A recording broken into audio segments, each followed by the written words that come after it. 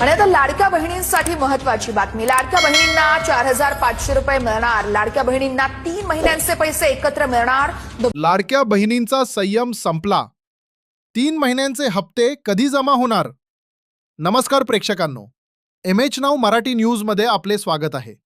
राज्याच्या लाडक्या बहिणींसाठी आजची सर्वात मोठी बातमी आपण घेऊन आलो आहोत। व्हिडिओ सुरू करण्यापूर्वी जर तुम्ही चॅनलवर नवीन असाल तर आत्ताच MH नाऊ मराठी न्यूजला सबस्क्राइब करा आणि बेल आयकॉन दाबा, जेणेकरून सरकारी योजनांच्या अपडेट्स तुम्हाला सर्वात आधी मिळतील। लाडक्या बहिणींनो, आता मात्र हद्द झाली आहे। आज 11 मे 2026 तारीख उजाडली आहे, पण अद्याप मार्च आणि एप्रिल महिन्याचा हप्ता बहिणींच्या खात्यात जमा झालेला नाही। खरं तर सरकारने आता लाडक्या बहिणींच्या संयमाची आणखी परीक्षा घेऊ नये। 2-2, 3-3 महिने उलटून जातात, पण ना सरकारकडून स्पष्टीकरण येतंय, ना खात्यात पैसे जमा होत आहेत। सरकारने उत्तर द्यावं। विभागीय मंत्री आणि प्रशासकीय अधिकारी नेमका काय करत आहेत?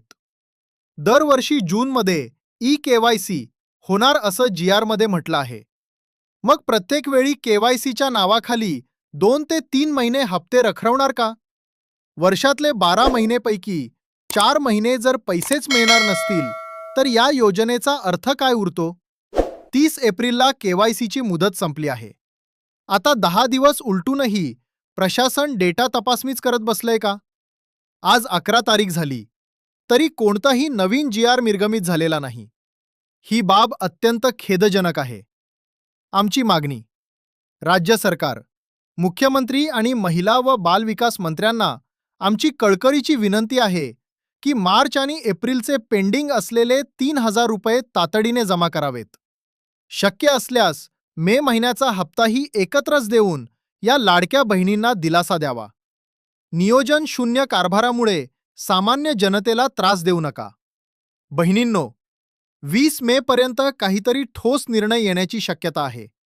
जर आज किंवा उद्या या संदर्भात कोणताही शासन निर्णय आला तर MH नाऊ मराठी न्यूजवर तुम्हाला तो सर्वात आधी बघायला मिळेल। तुमच्या मनात काही प्रश्न असतील किंवा तुम्हाला काय वाटतं हे कमेंट बॉक्समध्ये नक्की सांगा।